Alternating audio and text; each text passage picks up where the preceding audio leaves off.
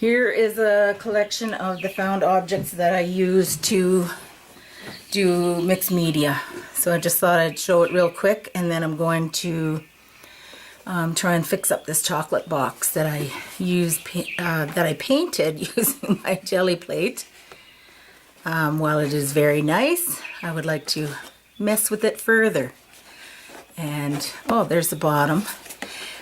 So what I thought I would do with this is that I'm going to, well, as you can see, it's got the little legend of chocolates in there, and it still smells like chocolate, which is making me hungry. But I'm going to glue some paper in there and make this, you know, nicer.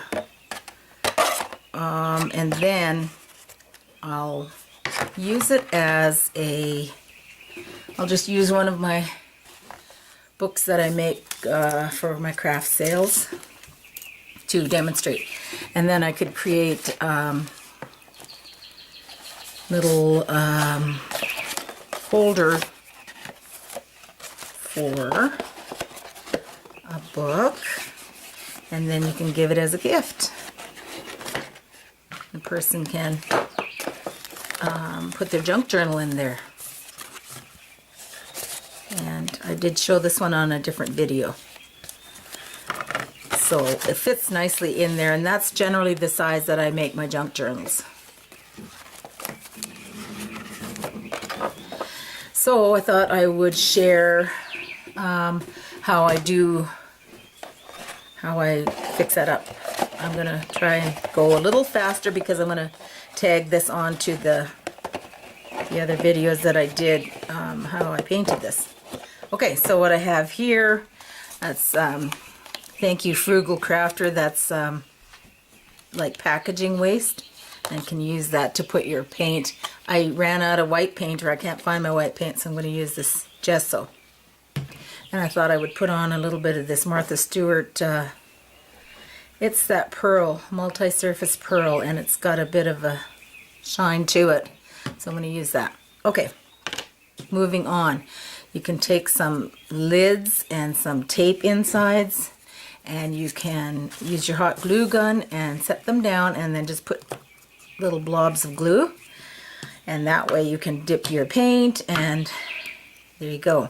That's my idea. This is a peanut butter lid, scrupulously cleaned, and I got this idea from a lady, and she is Artzology. And I don't know where she got it, but I got the idea from her. So, and it makes nice big circles. What else? These are good. Your ATG gun, after you unwrap all the tape, you got this. And that makes a nice thing. You could make leaf shapes with that thick fun foam. Just freehand cut them, dip them in the paint. And I think everybody knows this, but I just thought I'd share anyway. Okay, here we go. A lot of plastic canvas, which I used to make a lot of crafts using this earlier on in my life, and now it's taken on a new function. So there we got that, and you can use this dollar store lace. That's good for I use this to lay it down and then spritz the color on, and that's good too. Just anything that you find. There's a ton of circular shapes, I noticed. I have a lot of that. I think everybody knows about this one. Bubble wrap, small bubble wrap and large bubble wrap. Works a treat. Those bags that you that hold onions and produce, you can lay that down. It makes a real neat pattern. And here we go. It's a little sponge, wine corks, cut into little shapes with an X-Acto knife. Anything I could get my hands on. This one, I like it a lot. It's a paper, it's a toilet paper roll, and then I just shaped it into a heart, and then I just dip it in paint, and it makes a little heart shape. Acetate and punches work really good. So this one I did with a regular office hole punch. Works really good. So anything left over that you have acetate. And I can't really see, oh, there you go.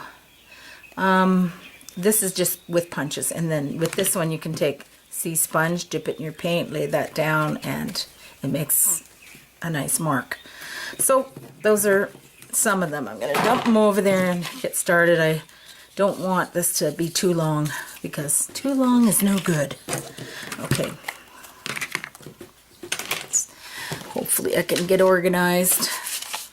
There's just one more that you can glue your ready-made, those little packages you get at Walmart that have the numbers. Glue them onto a little cardboard. That works nice. On and on. Ad nauseum. Okay, so here I go, and I think I'm just going to show the top to give the idea of how I do that, because I had a lot of questions before on some of the videos that I made about how I got the marks. Got a sip coffee and then I'll go.